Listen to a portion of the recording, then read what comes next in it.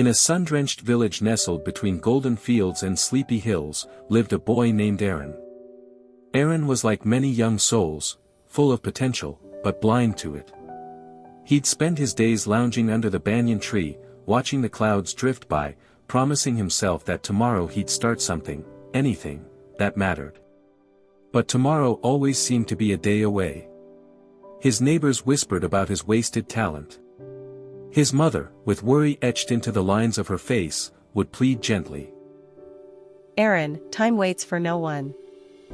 But he'd just smile and say, I have time. I'm still young.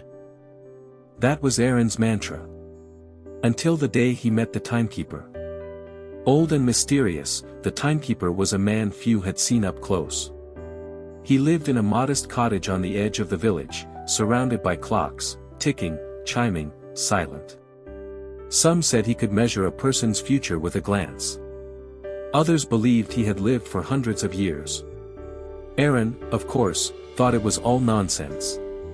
One evening, chasing a ball that had bounced too far, Arin stumbled into the Timekeeper's yard. The gate creaked open like it hadn't moved in years. There, in the middle of the garden, stood the old man, tall and quiet, with eyes that seemed to hold the weight of centuries. You've come, the Timekeeper said, as if expecting him. I didn't mean to intrude. Arin muttered. Very few mean to, but fate doesn't ask permission. The Timekeeper replied, gesturing to a nearby bench. Curious, Arin sat.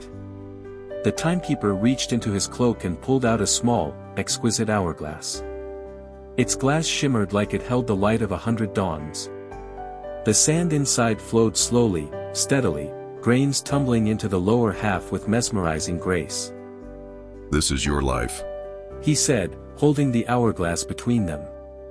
Arin scoffed. That's just an hourglass. Perhaps. But every grain that falls represents a moment you can never reclaim. You think you have time, Arin, but look again. The boy peered closely, and to his astonishment, the upper half of the hourglass was nearly empty. I haven't even lived a quarter of my life. Time is not measured in years but in purpose, and purpose ignored is time wasted. Those words struck something deep in Arin, like a forgotten chord finally played. What do I do? He asked, voice trembling.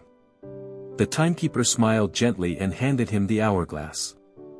Start where you are, use what you have, do what you can, but never again let the sand fall unnoticed. That night, Arin didn't sleep. He stared at the hourglass, watching the grains drop one by one, each a reminder of the life he was letting slip away. The next morning, the village woke to a different Arin. He rose with the sun and helped his mother in the fields. He apprenticed with the carpenter, learned to read under the village scholar, and began tutoring children who had no access to education. His hands grew calloused, his mind sharp, and his heart fuller than ever before. Years passed. Arin's name became synonymous with hope and progress. He built a learning center, planted trees where none had grown, and became a mentor to those who, like him, once believed they had time to waste. But he never let go of the hourglass. It sat on his desk, a silent guardian reminding him that every moment was a choice, between apathy and action, between stagnation and growth. One day, a boy much like his younger self came to him, lost and aimless. Arin didn't offer lectures.